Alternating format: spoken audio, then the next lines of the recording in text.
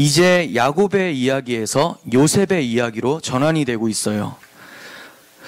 야곱이 아직 죽지 않았음에도 불구하고 요셉의 이야기로 전환되는 이유가 뭐냐면, 하나님의 언약이 야곱에서 끝나는 것이 아니라 요셉의 삶을 통해서 야곱에게 하셨던 그 언약이 이루어지는 것을 보여주려고 하시는 거예요. 그러니까 두 사람이 하나님의 언약 성취에 투입이 되고 있는 거예요. 야곱에게 언약을 했으면 야곱에게서 끝나야 될 것 같은데, 그게 아니라 야곱에게서 이루어지는 부분이 있고 이어서 그 아들까지 가서 이어지는 부분이 있다는 거예요. 이러한 예가 야곱이 하란을 떠나기 전에 이삭에게 받은 축복의 말씀이 있는데, 그것을 보면 좀 확실해집니다. 창세기 27장 29절이에요. 만민이 너를 섬기고 열국이 내게 굴복하리니 내가 형제들의 주가 되고 내 어머니의 아들들이 내게 굴복하며 너를 저주하는 자는 저주를 받고 너를 축복하는 자는 복을 받기를 원하노라. 이게 이삭이 야곱에게 해줬던 축복이에요. 여기서 만민과 열국이 섬기고 굴복하는 것은 야곱에게 일어난 사건이 아니에요. 그죠? 일어나지 않았어요. 이 당시 강대국은 애굽이었어요. 요셉은 훗날 애굽의 총리가 됩니다. 또한 형제들의 주가 된다고 이삭이 축복을 해줬는데, 형제들의 주라고 하면 복수로 쓰였죠. 근데 야곱의 형제는 에서 하나밖에 없어요. 형제의 주는 될 수 있지만 형제들의 주는 아니에요. 그러면 무엇입니까? 앞으로 애굽의 총리가 되는 요셉에게 형들이 굴복하게 되는 것을 얘기를 하고 있는 거죠. 이처럼 야곱은 아직까지 살아있음에도 불구하고 요셉에게로 언약이 계승되며 그의 삶 속에서 약속의 백성이 어떻게 살아가게 되는지를 보여주기 위해서 요셉 이야기로 넘어가고 있는 거예요. 하지만 언급한 대로 이건 요셉의 개인적 삶으로만 끝나는 것이 아니라 야곱과 요셉 두 사람, 즉 하나님의 백성의 삶이 이렇다라는 것을 대표적으로 보여주는 사람들이 이 두 사람이라는 거죠.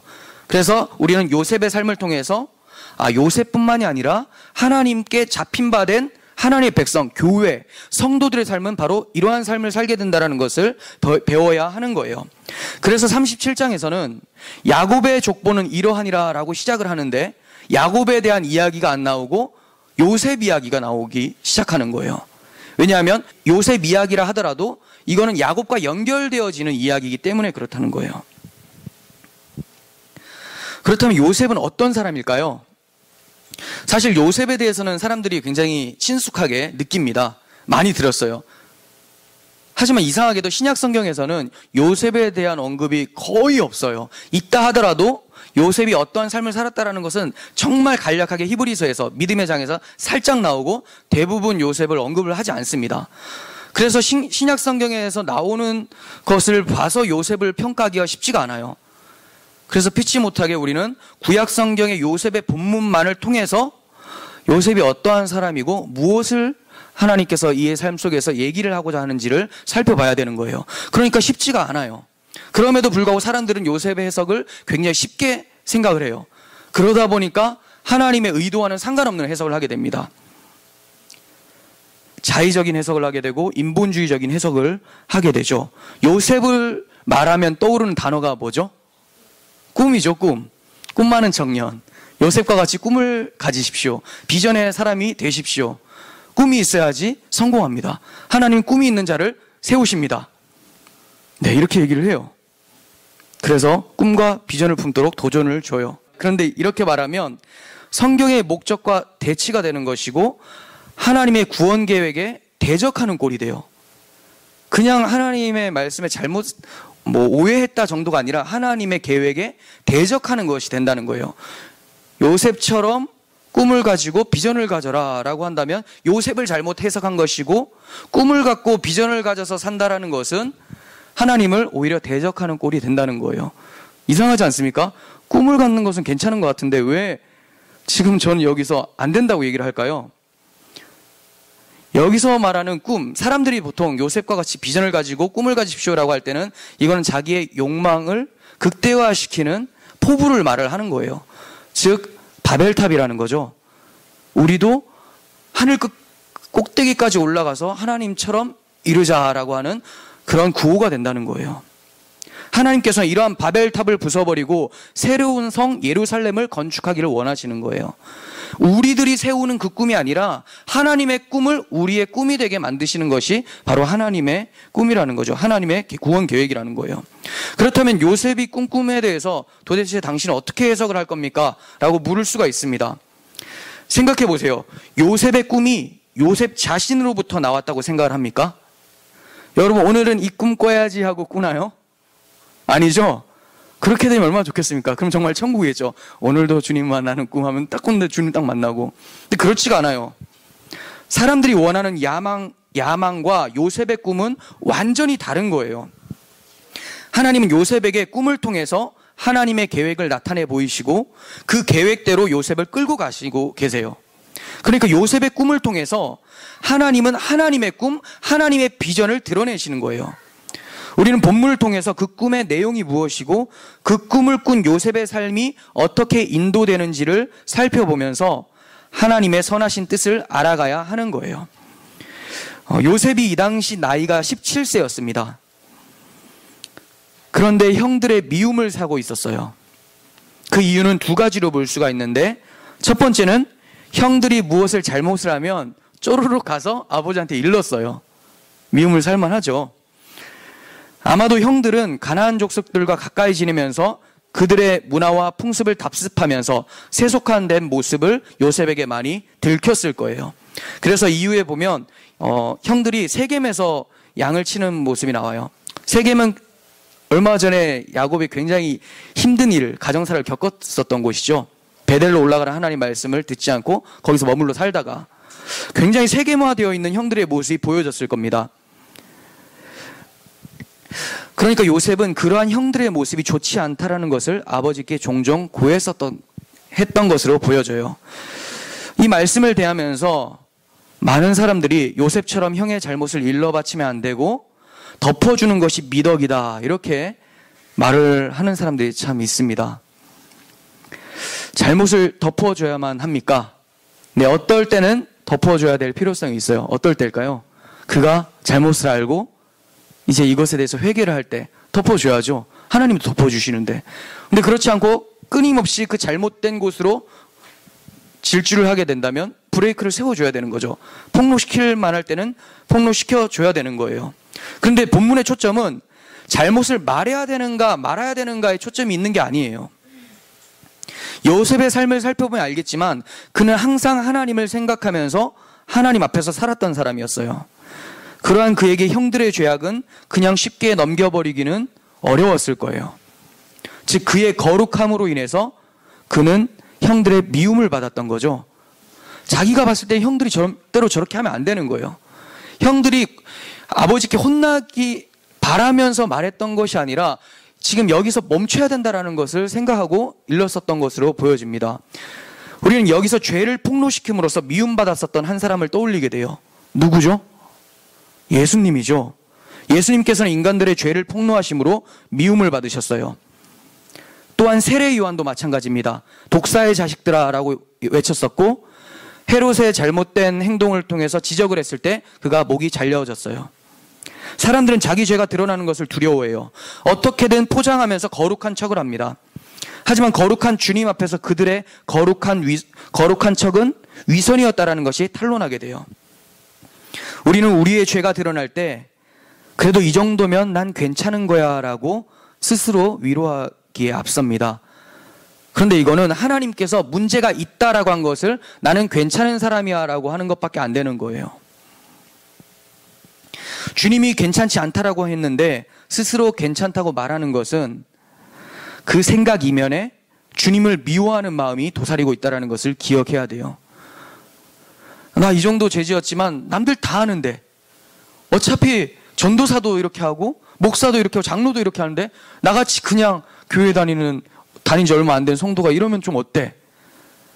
비교를 누구하고 합니까? 하나님 말씀 앞에서 해야죠. 사람들과 비교하는 게 아니죠. 근데 우리는 늘 사람들과 비교하면서 자신의 죄를 낮추기를 원하는 그런 모습을 많이 보이고 있어요.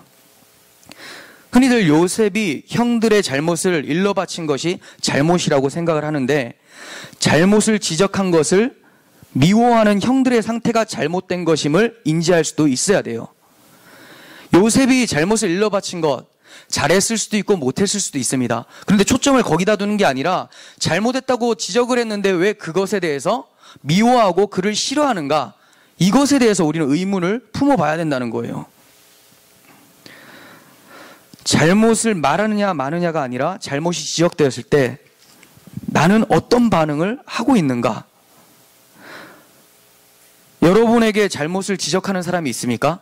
그렇다면 하나님께서 그 잘못에서 돌이켜서 회개하고 하나님의 사랑을 더욱 풍성하게 받도록 하기 위한 하나님의 은혜의 통로라는 것을 기억하셔야 돼요.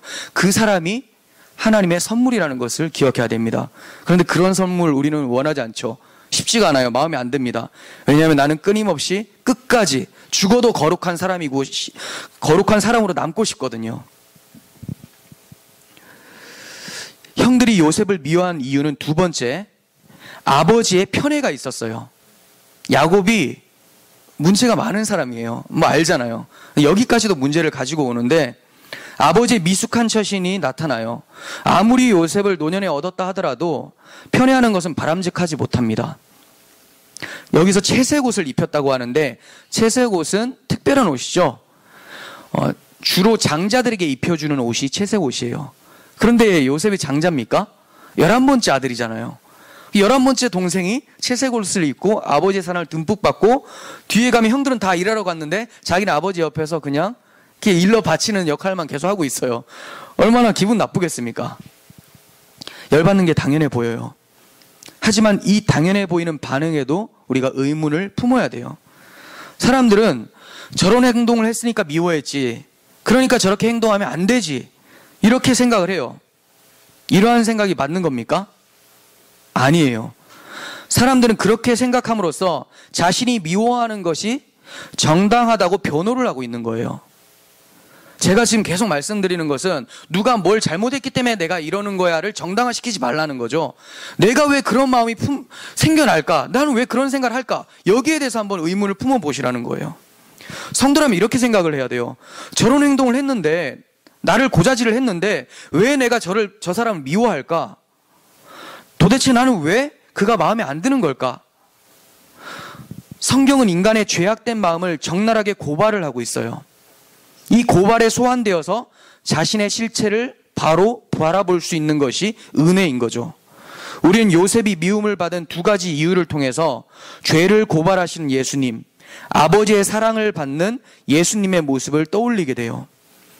비록 야곱과 요셉이 미숙하기 때문에 나타난 행동일지라도 하나님은 요셉의 삶 속에서 예수 그리스도의 모습을 예표하고 계셨다는 것을 발견하게 됩니다.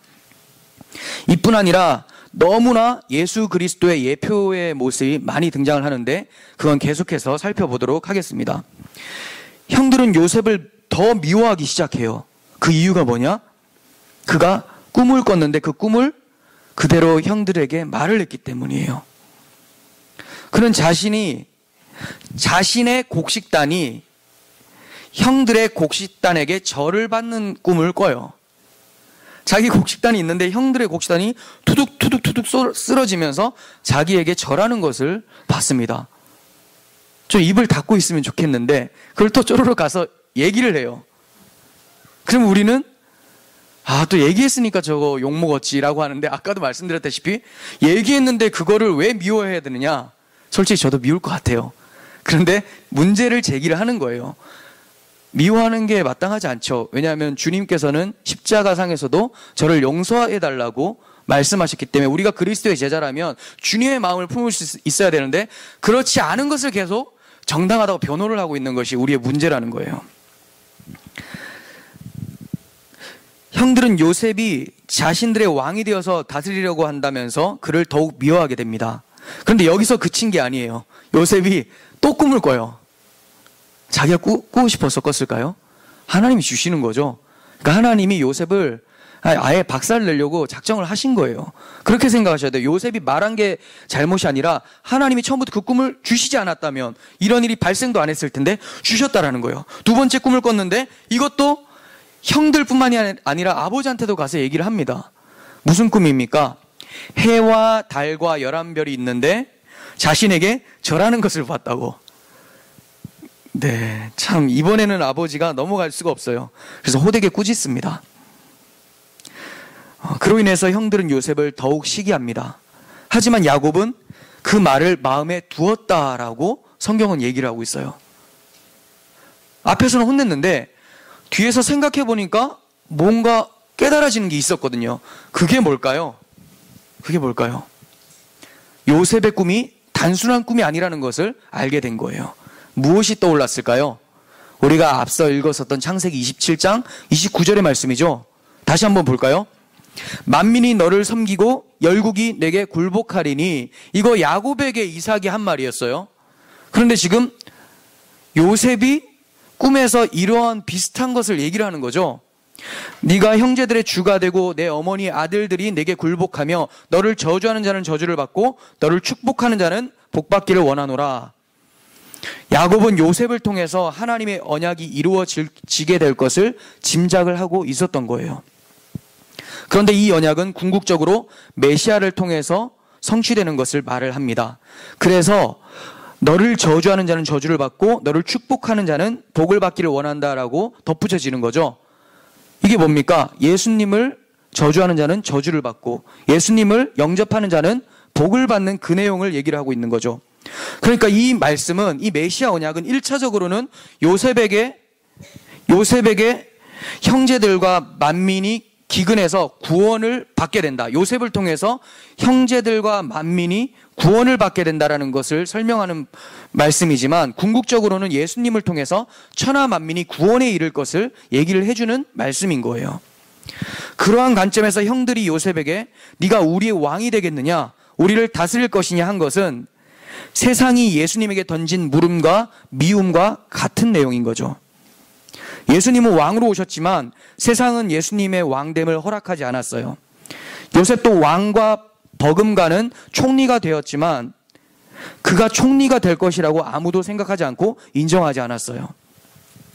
그렇다면 요셉이 어떻게 총리가 될까요? 뒤에서 살펴보겠지만 미움과 시기, 박해를 통해서 그가 세움을 받게 돼요. 이러한 모습은 우리 주님도 마찬가지죠. 주님이 그냥 부활의 왕으로서 등극하게 됩니까? 그 전에 미움과 박해, 시기, 결국 십자가의 죽음까지 가셔서 세움을 받게 되신다는 거예요. 이로써 우리가 알 수 있는 것은 하나님의 언약과 계시를 받은 자는 세상으로부터 미움과 박해, 고난, 심지어 죽음을 통해서 주님과 함께 왕노릇하게 된다는 것을 알게 돼요.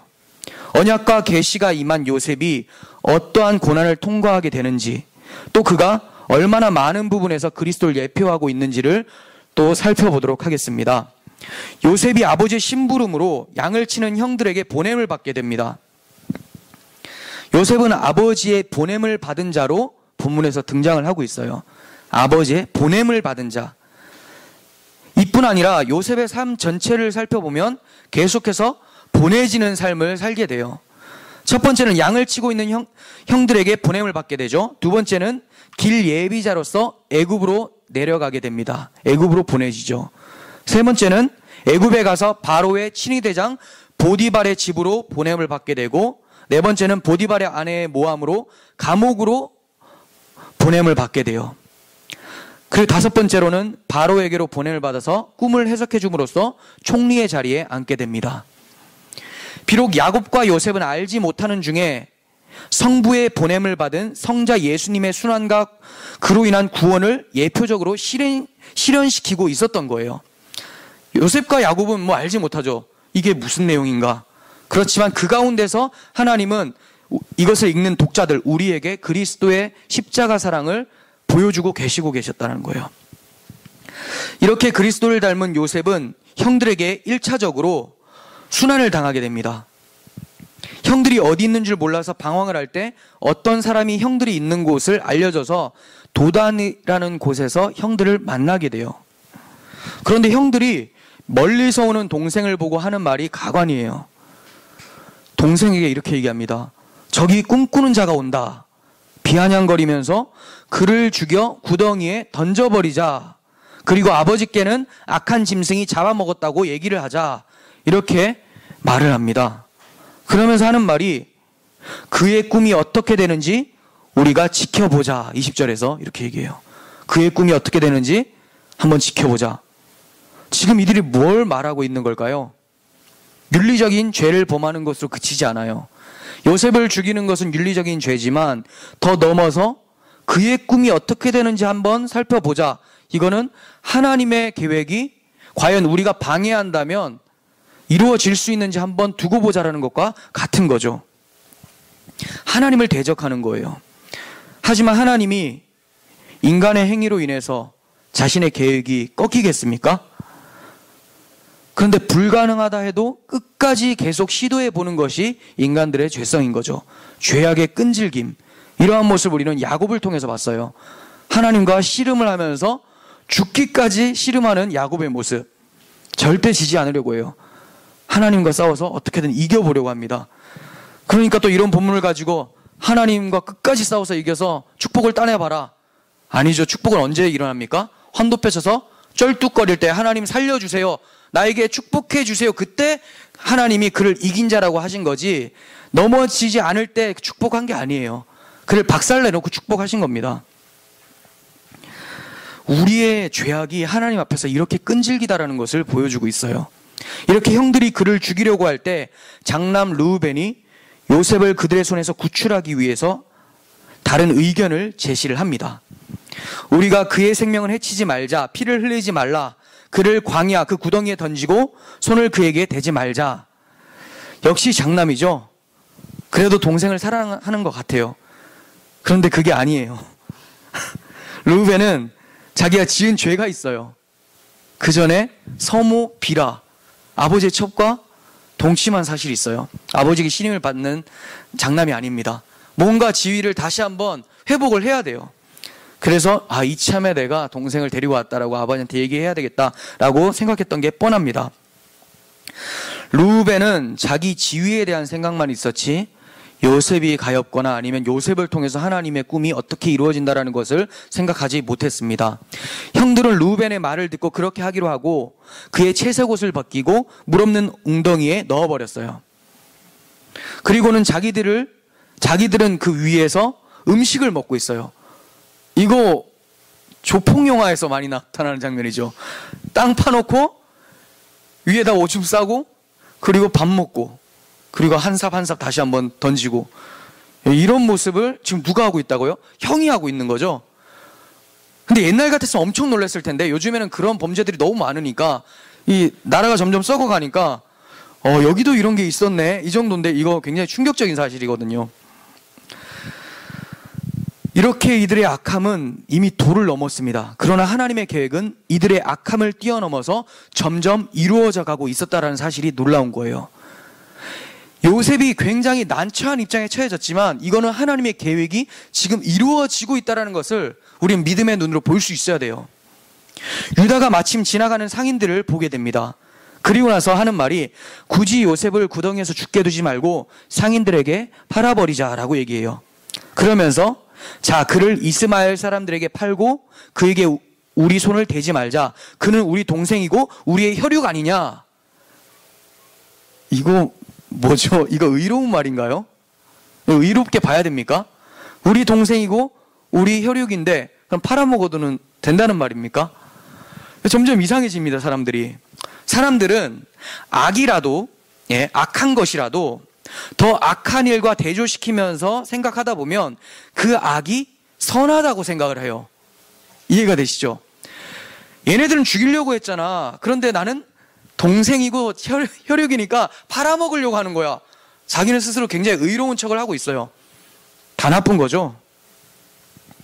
둘 다 악이에요. 유다는 동생을 팔아넘기고 돈을 챙기려는 수작이었어요. 여기서 우리는 예수님이 가룟 유다에게 은 30에 팔리게 된 것을 떠올리게 돼요. 유다고 여기도 유다죠. 요셉이 팔린 것은 은 20이었어요. 은 20은 젊은 아이 노예가 팔리는 값이고 은 30은 성인 노예가 팔려가는 값이에요. 즉 요셉과 예수님은 동일하게 노예로 팔려가게 된 것이죠. 그런데 더 믿을 수 없는 사실은 요셉을 팔아넘긴 유다에게서 예수님이 오신다라는 거예요. 요셉에게서 오시는 것이 아니라 유다에게서 오세요. 이게 굉장히 신학자들한테 골칫거리예요. 요셉이 장자의 명분을 이제 얻게 되고 2회 가면 나오거든요. 그래서 두 몫을 받아요. 에브라임 지파, 므낫세 지파, 이 두 개가 이제 요셉의 지파가 되는데, 장자의 명분이 요셉에게 갔으면 요셉에게 쭉 나오면 되는데 굳이 유다에게서 예수님을 보낸다는 거죠. 이거 어떻게 해석을 해야 되는가? 생각을 해보세요. 우리는 가룟 유다를 욕하지만 결국 가룟 유다나 지금 여기에 유다나 거기서 거기에요. 둘 다 하나님을 대적하는 사람이죠. 하지만 하나님은 우리의 어떠함을 보시고 우리를 택하시는 것이 아니라 하나님의 주권적인 섭리 가운데서 강권적으로 택하셔서 누구는 하나님의 은혜 받은 자로, 누구는 심판받는 자로 정하신다라는 거예요. 그러니까 요셉이 굉장히 착하고 멋있는 삶을 살았기 때문에 그에게 나오시는 것이 아니라 오히려 이렇게 개떡같이 살았던 유다에게서 하나님이 나오심으로써 내가 너희들의 어떠한 모습을 전혀 도움받지 않고 너희를 구원하는 분이시라는 것을 우리에게 보여주시는 거죠. 그래서 예수님의 족보를 보면 상처투성이에요. 죄악 덩어리가 엄청 많아요. 그럼에도 불구하고 하나님은 거기서 구원자를 일으키세요. 이건 우리에게 예수가 오신 것과 우리 안에 예수가 계신다는 말과 동일한 말입니다. 어떻게 우리같이 더러운 인간, 나같이 더러운 인간 가운데 예수님이 구원자로 계시고 내 안에 자리에 계신다라는 것, 이게 얼마나 놀라운 사실입니까? 하나님께서는 이것을 보여주기 위해서 지독히 악해 보이는 이 유다를 통해서 예수님을 보내주신다라는 거예요. 결국 요셉은 상인들에게 은 20에 팔려서 애굽으로 가게 됩니다. 르우벤이 어디를 갔다 왔나 봐요. 갔다 오자 요셉이 없는 거예요. 르우벤이 괴로워하면서 이제 어떡하냐고 옷을 찢고 힘들어합니다. 지휘권이 회복이 안 되니까. 착한 거 아닙니다. 그랬더니 형제들이 큰형이 너무 괴로워하니까 방안을 강구해요. 요셉의 옷을 가져다가 순념소를 죽여서 그 옷에 피를 적시고 그 채색 옷을 아버지에게로 가져가는 거죠. 그리고 나서 악한 짐승이 우리 동생을 죽인 것 같습니다. 이렇게 얘기를 하자는 거죠. 이 형들은 피에 젖은 그 옷의 주인이 훗날에 자신들을 구원할 것이라고 전혀 알지 못했어요. 이 또한 예수님의 피 흘리신 십자가 앞에 선 우리들의 모습이 보여지는 것이죠. 야곱은 요셉의 옷인지 알아보고 악한 짐승이 그를 잡아먹었다고 생각하며 심히 통곡하고 괴로워합니다. 차라리 아들을 따라서 죽겠다고까지 얘기를 해요. 정말 불효자들이죠. 그러면서 위로를 합니다. 아버지를 위로해줘요. 모든 아들이 위로해줬다고 합니다. 가식적인 위로죠. 자기들이 죽여놓고 누굴 위로합니까? 근데 그 위로를 받지 않아요. 왜냐하면 아들이 돌아오는 것 외에는 아버지에게 위로가 없기 때문에 그렇습니다. 아버지는 악한 짐승에게 찢겨 죽였다고 생각하고 있어요. 그런데 성경은 이 단어를 통해서 그 악한 짐승이 진짜 돌아다니는 늑대나 사자 이런 걸 말하는 것이 아니라 지금 그 옷을 가져다 준 그 형제들, 그 형들이 악한 짐승이라는 것을 폭로시키고 있다는 거예요. 예수님께서 그런 악한 짐승과 같은 인간들과 함께 광야에서 계셨어요. 마가복음인가요? 1장에서 예수님이 들짐승과 함께 계셨다고 표현합니다. 물론 광야에서 진짜 여우같이 늑대와 같은 가축들과 짐승들과 함께 있었을 거예요. 그렇지만 바리새인과 서기관과 같이 예수님을 잡아먹으려고 하는 그 사람들과 함께 계셨다라는 것을 동시에 나타내 주는 말씀인 거예요. 주님의 희생을 통해서 우리가 구원을 얻게 됩니다. 이처럼 요셉의 삶은 그리스도를 예표하는 삶이었어요. 그의 고난은 그리스도를 통한 구원을 계시하기 위해서 일어난 거예요. 요셉과 예수님은 죄인들의 죄로 인해서 미움을 받게 되었고 그러한 대적자들을 위해서 보냄을 받은 자들이었어요. 요셉은 은 20에 팔렸었고 예수님은 은 30에 팔렸습니다. 하지만 이게 끝이 아니에요.